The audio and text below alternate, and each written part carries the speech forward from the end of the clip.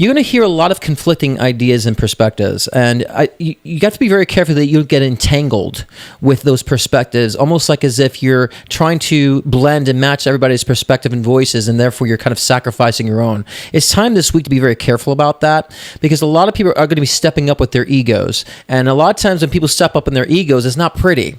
And so you want to make sure that you're not letting people either diminish your ego or hurt your ego or bruise your ego. And if that's occurring, then you need to be very aware that you have some sort of a fragile ego that needs to be nurtured. I know a lot of people say about killing the ego, like somehow this ego is a demon that we should avoid. But I would say when we nurture the ego and the ego has its place, then we don't necessarily have to be acting in ego. We can be acting in spirit. So right now, it's going to be a lot of tests around you when it comes to your personal relationships, those around you in work, any type of environment that you're in when it involves other people. You're definitely going to be feeling that opposition when it comes to conflicting ideas and a lot of judgments. And this is pretty timely because everything that's happening with the political divides right now, many people are, bashing each other because they don't see things the same way. You're allowing yourself to understand someone else's perspective so you can remain neutral. Being objective is very important when you're being forced to look at situations that are very challenging when it involves other people, because the more objective you remain, the more you can understand where they're coming from and not take it personally.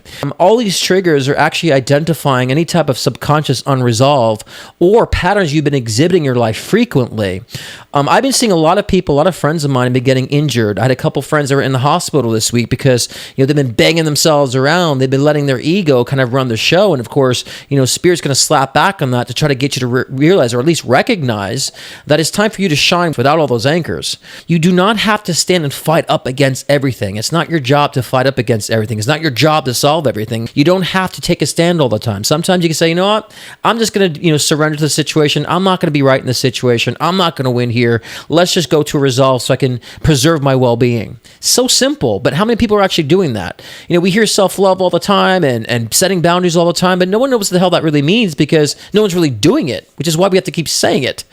Here's one thing I recognize with people. Not many people are coming from a state of malice.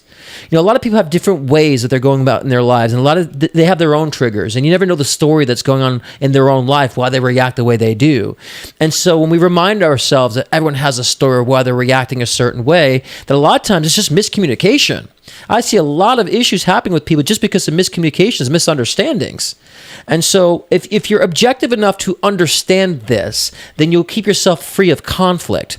And you'll allow people then to see your perspective a lot clearer because you're being objective, you're being diplomatic, and you're being neutral. So then people would want to understand your perspective more without being defensive on their end.